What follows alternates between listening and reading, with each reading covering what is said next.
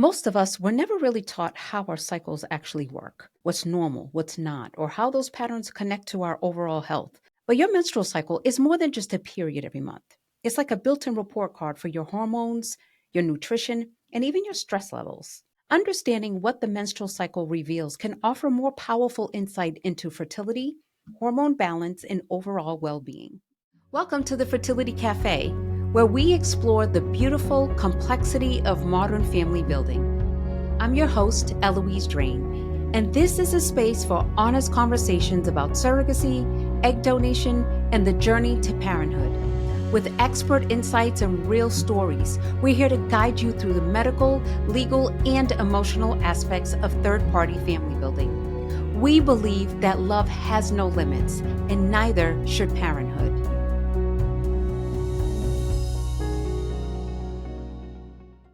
Welcome back to Fertility Café. I'm your host, Eloise Drane.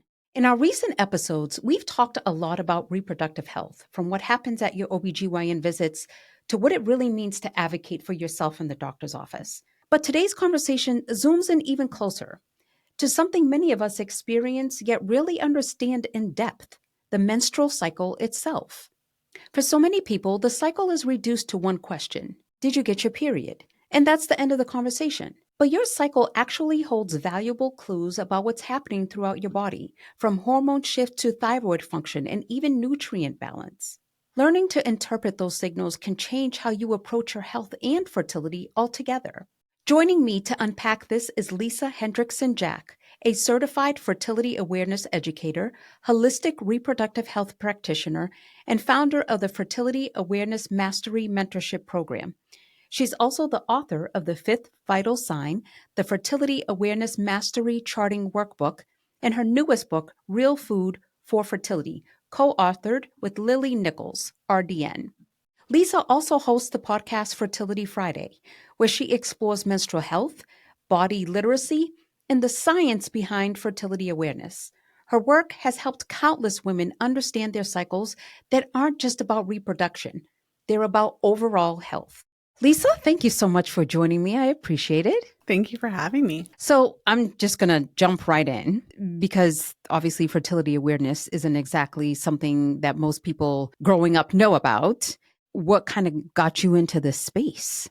My very first period was heavy. It was painful from the start. And I was put on the pill because I wanted to be, because girls talked back then. And that was kind of like, oh, you go on the pill and then you don't have any pain and the periods are easier. And I was like, this sounds great. I was in ballet. Leotards and heavy bleeding aren't a thing that you want to go together. I was on it for the period stuff. So I wasn't on it for birth control. So I was always a nerd. So I read the insert and, all that kind of stuff. Although I don't remember reading about the side effects, to be honest with you, but I read about the different things it would say. Every now and then I would just come off of it because I kind of thought I'm fixed because I was a child. So I'm like, these periods are better. So let me just come off of this thing. Now I remember actually my dad you still taking those pills? And so anyway, so I'd come off every now and then, but then my actual period with the heaviness and the pain would always be back with a vengeance. And so I didn't have the language that I do now, but I knew that it wasn't the same and it wasn't actually a real period. So now I understand that. So I wouldn't have been able to explain it, but I actually did have that experience that it wasn't the same and it wasn't actually fixing it. So that's kind of the backdrop. So when I then did, need birth control, I decided that I wanted to come off the pill. And I grew up as a child of the 80s and 90s where they told us that the sex ed was, if you have sex, you'll get AIDS and die, right? They were telling us to use condoms. I grew up in the era where they were telling us that they were 98% effective. So I didn't have any issues coming off the pill and deciding, okay, I'm going to use condoms. The reason I decided to come off the pill is because I remember reading the insert and it was if you skip a pill, take 2. And if you skip 2, take 3 or whatever it said. I thought that I would always be nervous because I was never good at taking it at the same time every day and all of that. So I felt like I would always be using condoms anyways. I would always be nervous if I was pregnant and didn't know it anyways. So I may as well just come off of it and use condoms. And also because I had this issue with the heavy, painful periods, I felt like it shouldn't be that way. I wanted to see if I could figure it out.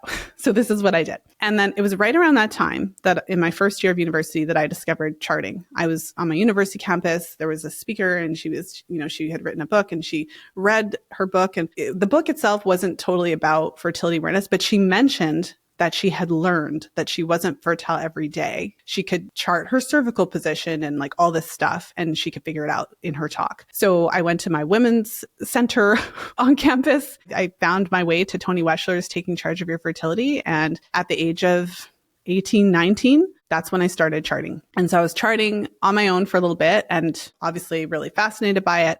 And it was great because in school, they taught us that we could get pregnant every day and there was no safe days, but you don't understand anything about your cycle. And with fertility awareness knowledge and learning about how the cycle works, the temperature shifts, the mucus changes, the cervical position changes, for the first time, actually, off the pill with charting and condoms, I felt so much more confident. Like I didn't feel scared that I would be pregnant and like not know I was pregnant or whatever. And I felt like because I could identify the fertile days, I just felt so much more empowered because I knew which days to be extra intentional about using condoms. So then around that time there was a group of women that were meeting monthly. And there were women who were training to be educators, certified educators, fertility awareness educators that would pop in. It was called the Fertility Awareness Charting Circle. And so, of course, I started attending. And then within like a matter of months, I was helping with all the different things. And then we ended up, started teaching. And a group of us took a training together because we were poor. We couldn't afford to like individually take the training.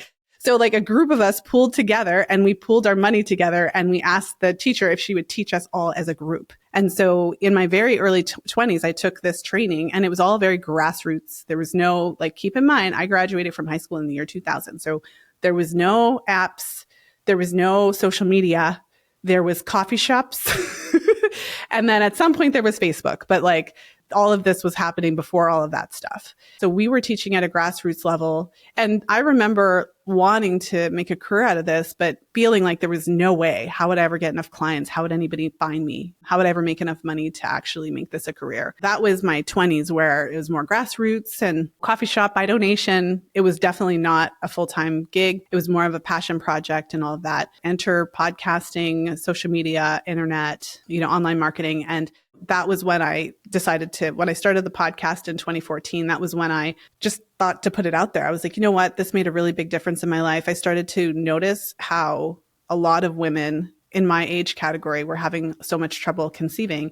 And while I had access to all of this information about how my cycle works and to understand how to use fertility awareness for birth control or to conceive, when my husband and I were ready to start a family, we knew exactly when to do that. And we had all this information.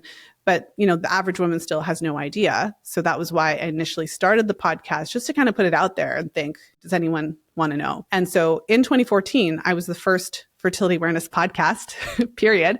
And one of the first fertility podcasts at all, which is hard to even think about now because there's thousands of them. That's what it was. And I think because I was the first to kind of start blabbing about it on open air, a lot of people did gravitate to it. And there's a lot of people out there now that are aware that the menstrual cycle is a vital sign. But of course, we still have a long way to go. If you think about it, it's kind of wild that we're taught very little about something that happens literally every single month. What all you had to go through just to learn about it yourself. And here we are preteens and we start getting our periods. We have no idea what it is. We have no idea how to track it. We have no idea. We just know we bleed every single month.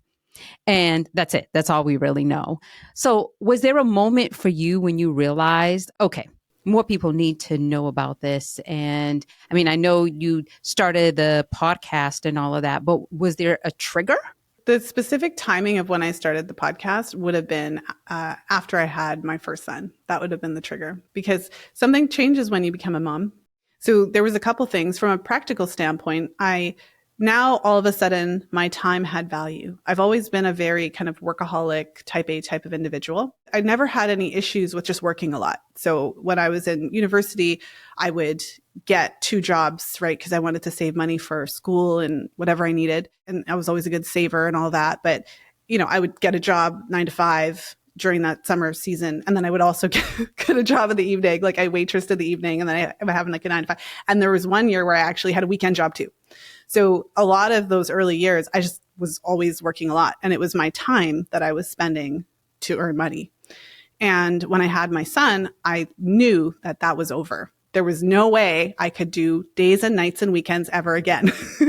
And so there was a practical standpoint of like, I need something scalable. But there was also the kind of like, now my time has value in a way that it never did before. Now, if you see my face, it's literally because I'm away from my child. So if I'm going to be away from my child, I need to be doing something that I actually believe in. That was one of the reasons why, because that was one of those things that had really transformed my life, my view of just even women's health. That's why the center of my platform is on this idea that the menstrual cycle is a reflection of health, because that was one of the most transformational aspects for me.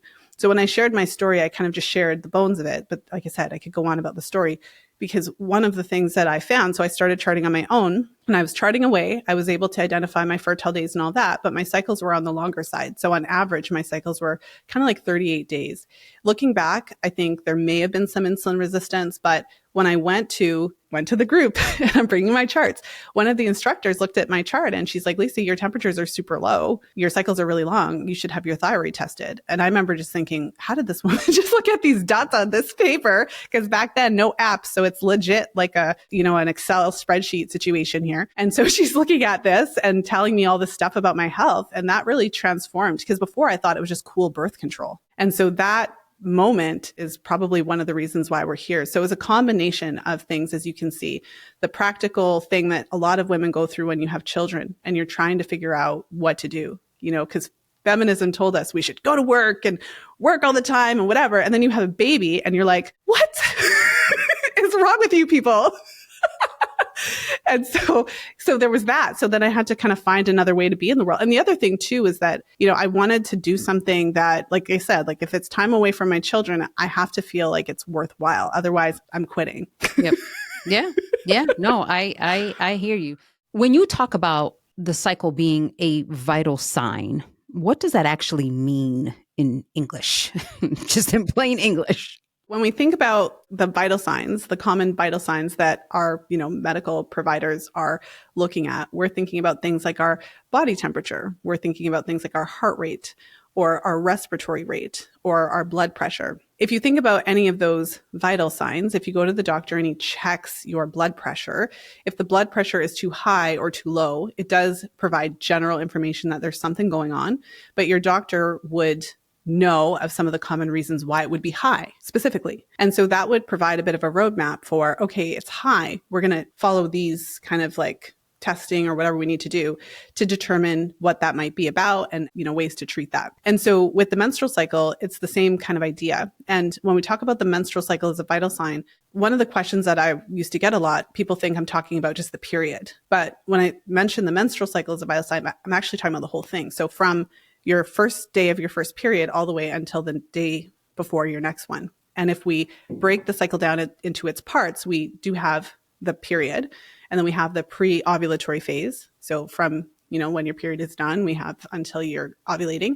And then we have from ovulation until the next part of the cycle. And in all of those phases, there are a variety of different things we can pay attention to identify what's normal, what's optimal, and what could be a sign that there's something wrong. And so if I give a couple basic examples of that, if you look at the period on its own, you could look at how long is it lasting, and is the bleeding happening during the menstrual time, or is it happening all throughout the cycle, right? So we could be looking at those kinds of things. What does a normal period look like? Is it painful? All of those, if we know what's normal, then we can identify that if it's outside of that, there could be something wrong.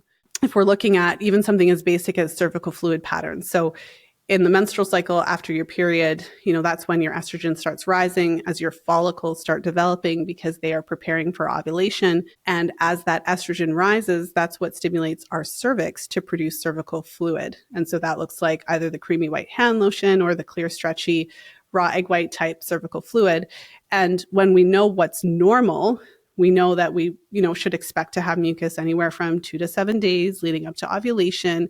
And then it should stop or largely decline. But if we're seeing discharge every single day, then that gives us information. Maybe it's an infection.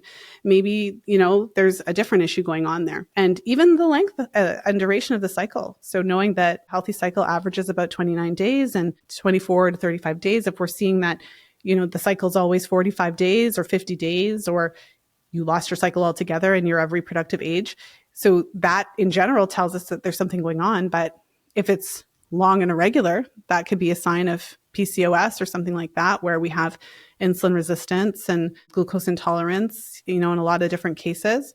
If you lose your cycle altogether, that could be a sign that you're exercising too much, not getting enough nutrition. If that goes on for several years, you are at a lifetime greater risk of osteoporosis. Like the more you get into it, you realize, oh, wow. So as a woman of reproductive age, you actually should have a cycle. It should be within these normal parameters, and everything isn't fine. So a lot of women have had the experience where they go to their practitioners and, why are my cycles irregular? Why am I having this bleeding? Why am I having this pain? And it's like, go on the pill. Go on the pill is not like, this is why you're having this. We're not looking at the cycle. And we're also giving the impression that you can't normalize it, that there's nothing you can do, or that we just don't know why it's like that. That's nonsense. So that's kind of at the heart of this concept that the menstrual cycle is a vital sign. Because if you can get your head around the fact that if your body is functioning normally, your cycle will fall into those parameters. And if the cycle is not falling into those parameters, there's a reason. And if we figure out that reason and sort that out, your cycle will go back into that parameter. I think the whole world would be different for women. 100%. And I'm being educated right now, and I've been in this space for a long time. So, there's that. So walk us through what is going on with our bodies leading up to ovulation, and then what happens afterward. The first day of the true flow, I would identify that as the first day of your cycle. So during your period, you're shedding the functional layer of the endometrium that built up the cycle before. During that time, you're shedding the lining. As you move into that first phase, like I said, what's happening is your body's preparing for ovulation. And so within your ovaries are groups of follicles. A little pool of follicles is there and developing. And one of those follicles is chosen essentially by your body to grow into the dominant follicle. And so it grows up to 20 times its size. And as that follicle is growing, so basically you have an egg inside of a little sac, which is the follicle. So as that is growing, it is producing significant estrogen. And it's the estrogen then that has a variety of different effects on the cycle. One of the things that estrogen is doing is that it's stimulating the growth. So it's growing back that functional layer of the endometrium. I mentioned that it stimulates the cervix to produce this cervical fluid. I remember when I was a teenager that I just started feeling like this wetness in my underwear sometimes. I remember asking my mom about it, and she was like, well, just wear panty liners. So I started wearing panty liners. That was like the end of the conversation. I was like, thanks, Mom. Okay, so we're going to do panty liners. But anyone who experienced that, there's some women, unfortunately, who none of us are really taught about this. So you might end up at your doctor's office getting a prescription for an infection you don't have because you have cervical fluid. That's normal. And this is a real thing. And I'm sure at least one person who's listening has had that experience. So as you move closer to ovulation, we produce this cervical fluid. And it is important because it facilitates our fertility. I always call it like a home away from home for the sperm. So we produce this fluid leading up to ovulation, and it has the capacity to keep sperm alive for up to about 5 days or so. And so during the time that you have the cervical fluid before ovulation, those would be your fertile days. That would be your fertile window. I think what a lot of women have in their mind is that we have to figure out which day I'm ovulating on, and that's the day I'm fertile. But no, it's the window. If you had sex on Monday and you have cervical fluid, the sperm can hang out, and your cervix. So in the cervix itself are these little crypts that are legit like little hotels for sperm. It is wild to learn about how our body works. So our cervical fluid draws the sperm into the crypts, and they actually hang out there. They can hang out there for several days during this 5-day period where the mucus can keep it alive. And then we produce a different type of mucus the day or so before ovulation happens, and then it kind of pushes them into the reproductive tract and the fallopian tube. The way our body is designed is really just incredible. So in addition to the kind of drawing the sperm in, the cervical fluid also filters out sperm of poor morphology. And if the sperm has poor motility, it won't really have the gusto to be able to kind of swim through. So it's also like a collection filtration system so that, once you have sex, if you're trying to conceive, it's only like the good guys that make it through. So all that's going on. Once your estrogen reaches to a certain level, so once that follicle gets to that place where it's like juicy, it's, ready, the egg is finally ready to ovulate, the estrogen rises to a certain point, and that is what triggers ovulation ultimately. We have a feedback system where once the estrogen reaches a certain point, our pituitary then releases LH, luteinizing hormone. That's what the ovulation predictor kits test for. And that is ultimately what triggers ovulation. So all of that is going on before you ovulate. And then once you ovulate, then that same follicle that had been growing and held the egg, it bursts open and the egg is released. It turns into what's called the corpus luteum, which is kind of like a temporary endocrine gland. And that's when we start producing progesterone. So we don't really produce significant progesterone until after ovulation. And then progesterone has different effects. So estrogen was stimulating the production of mucus. Progesterone shuts it down. Estrogen was building up that uterine lining and proliferating it. Progesterone matures it. So progesterone comes in, stabilizes the uterine lining, and it also is necessary to make the endometrial lining. It basically makes it ready to accept the fertilized egg. So it changes the lining so that it's able to do that. So in addition to that, progesterone raises our body temperature. It raises our metabolism. So that's why we check temperature. And that's why once the temperature increases, the thermogenic effect of progesterone does increase our metabolism. And so therefore we can actually confirm ovulation by taking our temperature each day, all that good stuff. I mean, obviously I can go into the weeds here. So I'm going into a lot of detail, but you did ask. So you had alluded to a range of when your cycle can come on. And when I was young, it was always the rule is 28 days for your cycle. And if it wasn't in that 28 days, then, is it really normal? So how much variation is really actually normal? The 28-day thing is a whole conversation, but when we look at cycle data, there's lots of research. There's a lot of studies that have looked at a collection of hundreds of thousands, even of menstrual cycles. So for women of reproductive age, the average length of the cycle is about 29 days. And then what's considered to be normal fluctuation is if the cycle is fewer than 8 days of fluctuation from cycle to cycle. So for example, what that means is that if you had a 27-day cycle and then you had a 32-day cycle and then you had like a 29-day cycle and then you had like a 33-day cycle, we wouldn't consider that to be irregular. We would just consider that to be normal fluctuation because we're not robots. We are humans. And so there is some degree of normal fluctuation. And any woman who has tracked her cycle, whether it's through fertility awareness methods or just paid attention to her periods, because you hear a lot of women saying, I'm like clockwork and I'm but if you actually track it and you actually write it down for an entire year, no, you didn't ovulate on day 14 every single time. And you didn't, have a 28-day cycle every single time, actually, if you did go buy a lottery ticket. But no, it's just not a thing. And this is why it's helpful to know what's normal and what's not, because then if you think that anything other than 28 days is abnormal, you could be making problems where there isn't any. So it's really helpful to understand that there's some degree of normal fluctuation. That's all right. And when we do consider it to be an issue is when the fluctuation is happening more than 8 days from cycle to cycle. One thing I should mention, so I took you through the cycle, talked about ovulation, talked a little bit about progesterone. So what's interesting is after we ovulate and that follicle, transforms into the corpus luteum, it actually has a bit of a lifespan. So the healthy luteal phase, so the healthy second half of your cycle, post-ovulatory or luteal phase, you can use those terms interchangeably, is about 12 to 14 days. If you think about that, if we're thinking about a cycle that's 28 or 29 days, so ovulation does not always happen on day 14. So in a healthy cycle, in order for it to fall, I think I mentioned that the range for a healthy cycle could be somewhere between 24 and 35 days. 35 is kind of like the upper limit, but if your cycle's somewhere in there pretty consistently, that falls into normal range. In order for that to happen, ovulation typically has to occur somewhere between days 10 and days 22. So interestingly, there is some leeway there. There's a lot of women who are trying to get pregnant and they'll just have sex on day 14 religiously.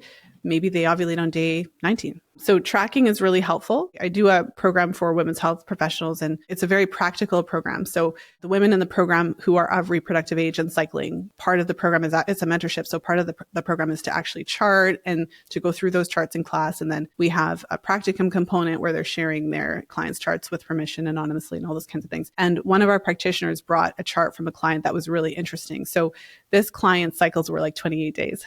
And so she assumed that she was ovulating on day 14. If I remember correctly, I think she was trying to conceive or something like that. I don't remember all the details right off the top of my head, but basically she was using an app and the app tracked her periods only. So she was assuming when ovulation was based on what the app was telling her. And what was interesting is when she actually started tracking her mucus and her temperature, she was ovulating, I think it was like day 19 or 20. And so her luteal phase was like really, really short. And so everything she was timing was just totally wrong, even though her cycle was 28 days. So that's just an example of we have to kind of learn how our bodies actually work instead of whatever nonsense we've been told about 28 days cycle, ovulation day 14. Like we have to really elevate our education so that we can understand how our bodies really work. But I think that is the problem, is that there's nobody really out there educating any regular folks, right? There's no one really educating anybody. That's the whole thing, and why I felt it was important to get you on the podcast, because we're not talking about it. We're not educating anybody about it. It's definitely not anything that's taught in schools, quite honestly. I mean, we're half-ass taught sex education. We're definitely not taught reproductive health. And nowhere in there is there any fertility awareness whatsoever. So, it is a very important conversation to be having, and for us to be taking the onus on. We have to be able to start having these conversations, because if we're trying to help the next generation, or my daughter's generation, or my granddaughter's generation, or what have you, and them knowing this information ahead of time, how much we could really empower them to be able to be ready and whenever it's their time to want to have children. So even if they don't want to have children, that's fine too. But at least still knowing your body and the signs of that there could be something completely off with just from your cycle. So if somebody's cycle is bouncing around, it's short 1 month, it's long 1 month, is that an indication that there's something worth looking into, like there is something wrong? Or it could just be that is your body and it's not this textbook thing that everybody says it's supposed to be? That's such a great question. It made me think of a few different things. So one of the things it made me think of was when I started charting. As I mentioned, my cycles were on the longer end. And I remember when I was reading through, one of the books on charting, there were these examples of different cycles, the short cycle, the, regular cycle, and then the long cycle. And I remember thinking like, oh, I just have long cycles. That's just how I am. And then, like I told you, my charting instructor was like, actually, no, that's not how you are. So to answer your question, I would say that we want to understand what the normal range is. Like, you're human, so we all have the same normal range. So imagine if you're like a zookeeper and you know that elephants have a certain gestational period when they're pregnant, right? It's not like you're going to be like, well, no, Sally, the elephant, has a different gestational period than no, I can go on with different examples. One example could be period volume. One of the exercises that we do in our programs is just like, this is what's normal. And then we do like a blood demo to show the range. There's a range of what falls under normal, but to show what is light, medium, and heavy, so that you can see. Because of course, there are women who have really, really heavy periods where they're bleeding, through a super pad or a super tampon every hour. And maybe it's always been like that for them. So they're like, no, this just is how I am. No, it's not. No, it's not. And this is why it's so important to understand what normal parameters are, so that we can identify when you're outside of those normal parameters. So to go back to your example, if you have a woman who's saying, oh, I bleed every 2 weeks, that's not something we can say is normal. Because again, you're a human, so we know what's normal. And from the charting perspective, the first thing I want to know is what's really going on. Whenever someone tells me that they're bleeding every 2 weeks, there could be something else going on. I don't necessarily always believe on its face that you could be ovulating and have a bleed every 2 weeks. So we want to establish, is it ovulatory? Is that bleed representative of a true menstruation? A true menstruation would be defined as bleeding that does take place after like confirmed ovulatory event. So I described the cycle, and if you ovulate, a healthy cycle, your period, if you are not pregnant, will come about 12 to 14 days after. But of course, the luteal phase can be very short, and that would indicate a problem. So I've seen women and I've seen cycles where the luteal phase is like 7 days. That is never okay. And there's always reasons why it's so short. It's often related to exercise or undernutrition or something like that. And those activities are preventing your body from producing sufficient progesterone to give you a luteal phase that's within the normal length. So if we're seeing that kind of beyond 8 days fluctuation from cycle to cycle, there's definitely something going on.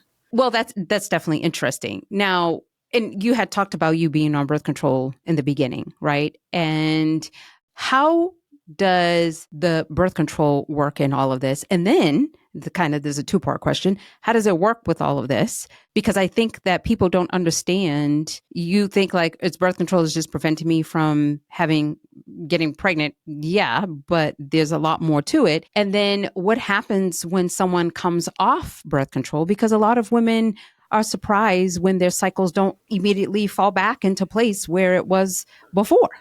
The first piece of your question is how it works. And I'm not sure what's going around these days. It's been a while since I was in high school. But I remember when I was younger, they would say, oh, it tricks your body into thinking that it's pregnant. That's what they would say.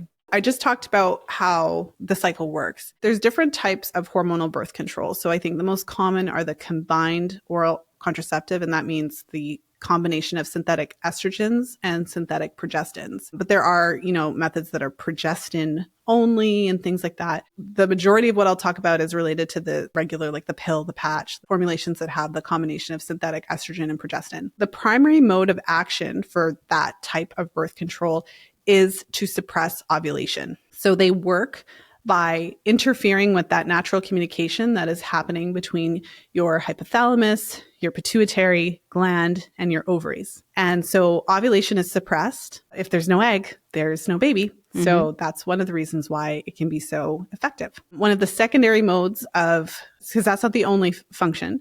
So another mode of action of birth control is to prevent your cervix from making that fertile quality cervical mucus that we talked about. So when you're on the pill, theoretically, because it's suppressing your natural production of estrogen, it's giving you the synthetic version instead. So it's giving you synthetic estrogen and synthetic progestin. So your natural hormones are very, very low. And so that causes the cervix then to just fill with a thick gelatinous mucus plug, like what would happen outside of the fertile window. And so women on the pill are, not seeing fertile quality mucus. And so therefore the sperm can't get in there. And then the third main mode of action would be that it prevents the uterine lining from getting thick enough to support a pregnancy. That progesterone makes the uterine lining receptive to the fertilized egg. And so when you're on hormonal birth control, then the uterine lining is very thin. So it's not thick enough to actually support a pregnancy. Those are the main modes of action. And then if you look at the progestin releasing IUD, that is an example of a hormonal method that doesn't always suppress ovulation. So sometimes ovulation is fully suppressed. Sometimes it's partially suppressed. Sometimes women continue ovulating cyclically, even with that progestin releasing IUD in. But then its mode of action would be to thin that uterine lining and to prevent the sperm from having that thick mucus plug, to prevent the sperm from having access. Even that is useful to think about. So when they say, it's like you're tricking your body to thinking it's pregnant, I would say no, false. Because if you were to look at a woman's natural hormone profile while she's on the pill, so the little bit of hormone that she's actually making, it's more comparable to a woman in menopause. What's interesting about that is then if you think about the side effect profile, low libido, painful sex, vaginal dryness, it's like, it all makes sense now, right? The one thing that's interesting about this is that when you talk about this information, it's better now, but when I first started, there was more of a you're being anti-feminist. You can't call this out. If you tell women this kind of stuff, then you're going to dissuade them from using the pill, and that's bad. But I think that at the end of the day, it is what it is. It works how it works. You can look up the papers. I go through them in great detail in my book, so you can read, if you want to go and find the notes and pull the papers and read them. So I'm just sharing how it works. And there's no reason why we shouldn't learn how it works. That's something to consider. If ovulation and our menstrual cycles were only related to conception, if that was the only thing that they did in the body, then shutting them off would only prevent you from getting pregnant. It wouldn't also be associated with all of the side effects. Some of the most common side effects associated with birth control include things like depression and anxiety. And I mentioned low libido and, painful sex. And it is associated with nutrient deficiencies, a whole host of them, including things like folate and B12 and, zinc. It kind of offsets the zinc copper balance. Why? Well, because our menstrual cycle is a central part of the body and our whole system as women of reproductive age. So when we shut it down, it's not I'd often give the example of a car. A car is a machine. So if I decide to pull out the air conditioner, the car will still run and it's fine because it's a machine. So these things are totally separate from each other. But as a human, it is not separate. They are connected. And so when you suppress ovulation for that time, it does have these other effects, which is really interesting. So ovulation, that is not just about not just getting a period. There's actual key signs of health pieces to your body for that. Well, ovulation is how we make our hormones. That's how we make estrogen and progesterone. And they're not only related to the ovaries and the endometrial lining. For example, women who are put on birth control really young, it's suppressing their natural estrogen and progesterone production. And it has the potential to interfere with their lifetime development of bone density. It's well established in the research, if a woman of reproductive age, if she stops having a period, so I kind of mentioned that for the example of HA, hypothalamic amenorrhea, if she's exercising too much or under eating or whatever, and she stops getting her period altogether, the lack of your natural estrogen and progesterone flowing through your veins is associated, especially over the long term, 6 months or more, with a lifetime reduction in your bone density. Women who have HA for an extended period of time are more likely to develop osteoporosis. There are women in their 20s with osteoporosis because they went years without having a period. Yeah, our hormones are related to more than just whether or not you want to have a baby.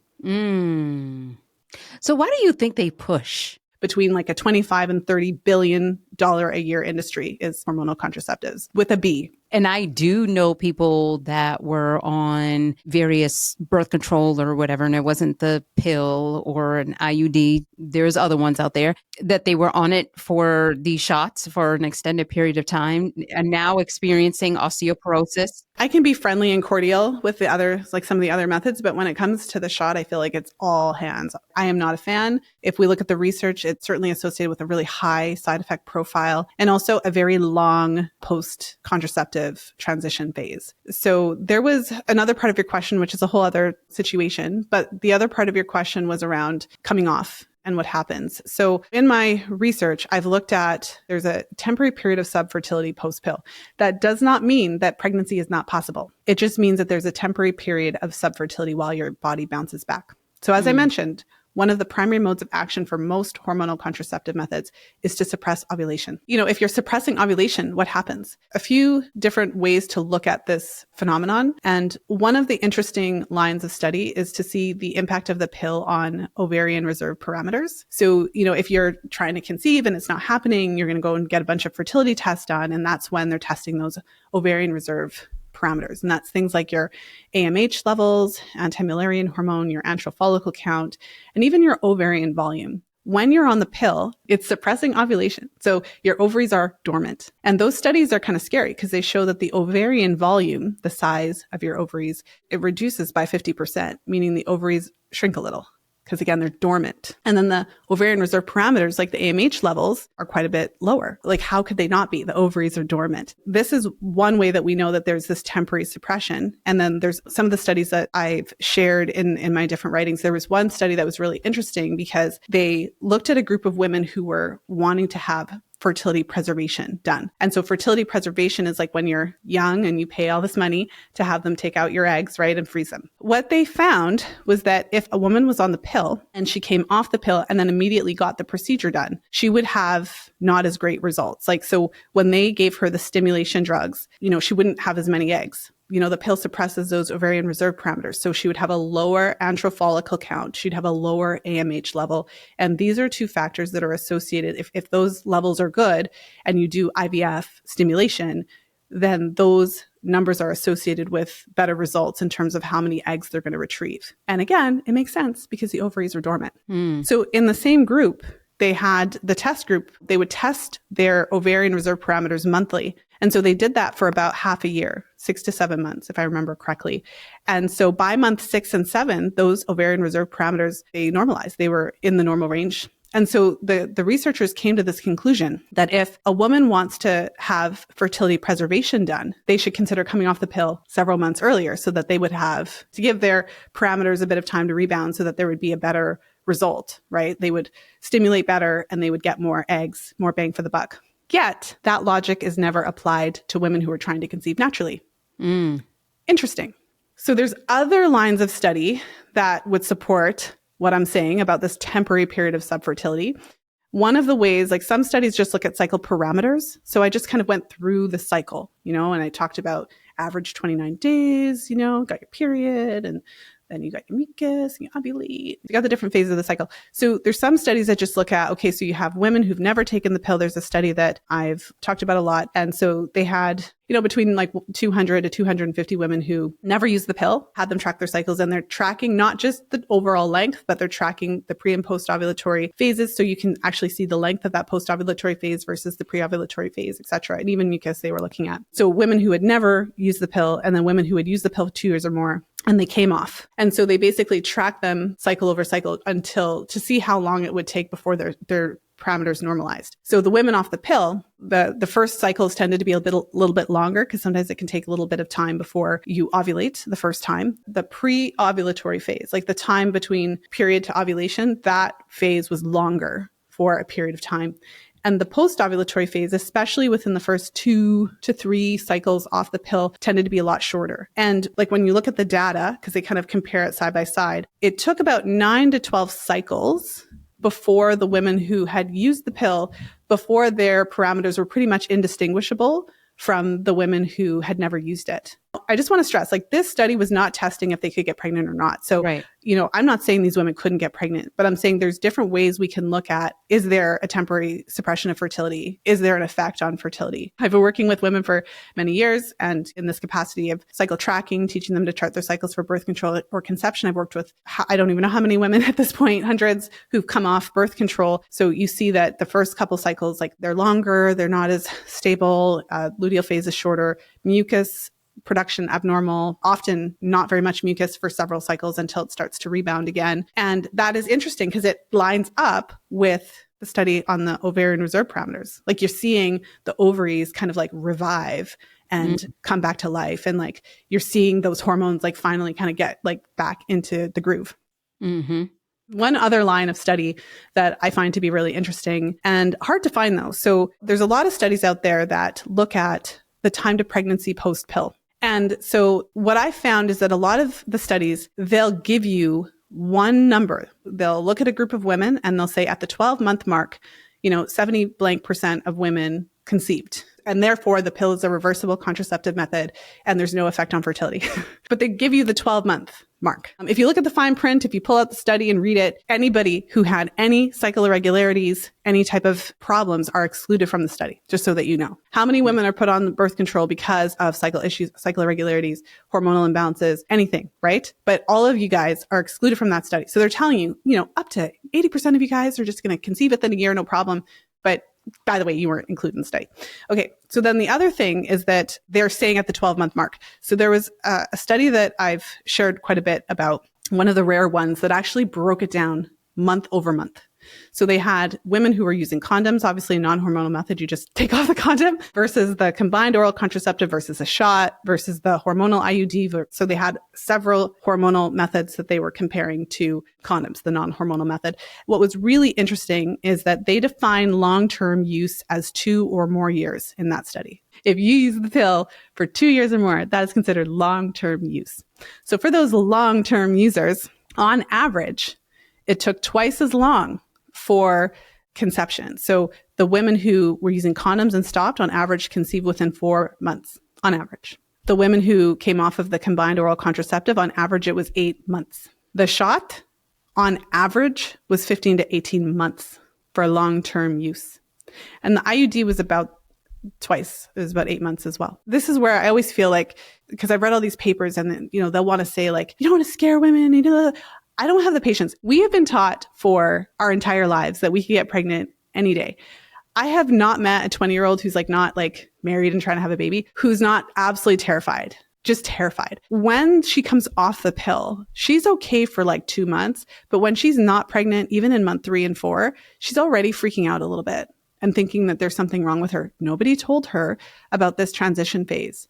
Nobody told her that. The take home message or like the conclusion is, I'm not here to scare anybody. I'm just literally like reporting on the data. Like, that's all I'm doing. What my recommendation in general is, if you're thinking about conceiving in the future, you want to start thinking ahead. You want to come off, if possible, come off the hormonal method. I would say a minimum of a year before you're ready. And that means that you're coming off when you're still scared. You're coming off when you're actually avoiding still. But you're an adult. You can have a conversation with your partner. You can figure out a non-hormonal method. Condoms are up to 98% effective. You can pull up a YouTube video and learn how to use them, because most of the younger generation doesn't seem to know, because our health system is just so interesting. I've had this conversation, over the years, where my generation I mentioned was like the AIDS and die, use condoms generation. But the younger generation is like, if you're not on birth control, you're definitely pregnant. You're pregnant right now. Get on the pill. What I've observed is that younger generation, they're so petrified of coming off the pill because they basically think that if they're not on it, they won't be able to get pregnant. And I also think that generation, somehow the men have this entitlement and expectation that the women are going to be on the pill. So you have all these young people that are having sex and they've literally never had a conversation. They literally have never had, the conversation was, yeah, I'm on the pill. And there's never, ever been any responsibility that he's had to take. And so I think a lot of these younger women are terrified because they've never had the conversation. Yeah. And I think that it's about time. My recommendation would be come off before you're ready. Use protection. Let your body normalize so that when you're ready to conceive and chart your cycles. If this has intrigued you, start charting, start learning about fertility awareness, start charting, start learning about how to tell when you're ovulating, all of that, and do it while you're avoiding. So you're avoiding. I know you're scared. Learn about it though. Education helps to quell the fear and be responsible. You're an adult. You can figure this out. Done more complicated things in your life. Right. So there's that piece of it, because what I've seen in my practice is like when women come off the pill and they're ready to conceive right now versus when women come off the pill, but they're avoiding and they're learning to chart for birth control and they're using a non-hormonal method, their bodies are going through the same thing, except for the woman who's trying to conceive. She's also stressed because maybe she didn't get pregnant as soon as she wanted to. Maybe her mucus is weird. Maybe it took an extra, 6 weeks for her first period to come. Like she's so stressed about the same exact things that are happening to the other woman. Mm. And the thing about it is, it's also up to us, I guess, to reframe the idea of fertility. And it's not just about getting pregnant or not getting pregnant. It's also about learning how your body is functioning overall.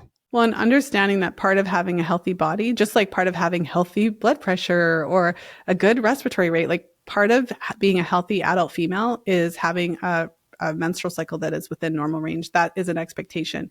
And when that is the case, you're going to feel better. You're going to feel better when you're producing sufficient estrogen and progesterone. You're not going to feel better when your hormones are off. And we all know this. Mm-hmm. You're going to have more PMS symptoms, less energy. It's all tied in. We have this wonderful gift. We have this cycle that reflects what's going on. And for women who chart, they see it in real time. Literally came off of a conversation, because this is what I do all day, with women who were learning about how their different patterns of charting. I was having conversations with some clients and it's like, okay, so I've been charting my cycles and I've noticed that when I increase my activity level and I've noticed that when I include the cardio, my luteal phase gets shorter. They're able to kind of like adjust their workouts and figure out what their body actually needs. Or it's like my luteal phase was only 8 days and I know you said it's supposed to be 12, doing all these workouts. And I realized, okay, so I'm going to have to eat more protein. When you implement that strategy and you start working on balancing how much exercise is right for what your body actually needs. And it's not just about having a 12-day luteal on a piece of paper. It's about having lower PMS symptoms. It's about producing sufficient progesterone so that you have optimal bone density. We don't stop the bone density. It's not that we develop it when we're 12. This bone density conversation goes into our 20s. And so if you're not having that healthy hormone production into your 20s, that could result in a greater, to your point. It is about more than just if you want to have a baby today. So final question for anyone who's in that kind of like that messy middle, trying to figure out what their body's doing or feeling discouraged. Like, what's one thing you would want them to hear like right now? I would say trust your intuition. Don't let anybody gaslight you. If you know that something's off, but you already did it, you already went to the doctor and they told you it was fine, and ignore that. Trust your intuition. And it's hard. I have to have compassion for the medical professionals. When we were talking about, this information isn't taught in schools, like it's not even taught to this degree in med schools. So the doctors don't know. Not trying to offend any doctors out there, right. But you don't. Different professions, they'll teach you what you need to do the job. But then if you as a physician want to specialize in endometriosis, you would have to go to a fellowship to do that. Like if you were a surgeon and it's like anything. If you're a surgeon and you want to specialize in specific type of surgery, you have to then go do that. So this is one of those areas of specialization that is not a part of the standard medical programs. It's just not. It's really frustrating. So many women have these negative experiences with their providers. We do have to have some compassion. They didn't learn this level. So it can be challenging, but if you're dealing with a specific issue, if you're feeling frustrated, the most basic advice I can give is like, trust your intuition. And then once you determine what the issue is, because we do live in a wonderful age of information now, so much information that you have to figure out which information is actually legit. But once you figure out generally what the issue is that you're dealing with, go find a specialist. Go find somebody who does that all day. Find the person who's written the book on the thing, who does that all day. All of the patients have the thing. You will have much better results than going to a generalist. Yeah. Lisa, thank you so much for this conversation. It's so needed and we're not having enough. And quite honestly, we probably could go on for another hour. Before we wrap up, can you share where listeners can find you, learn more about your work, grab a copy of your books? Obviously, Fertility Friday is your podcast, but yes, share all of the details because there's a whole lot more that people could be learning. Well, yes. Well, thank you for that. This was so much fun. And you asked such good questions. And all of the topics that I've talked about today and the different research and all of that and more are in my book. So my first book, The Fifth Vital Sign, is primarily about the idea that the menstrual cycle is a vital sign, and it's available on Amazon. And it's, we have the Audible version of it too.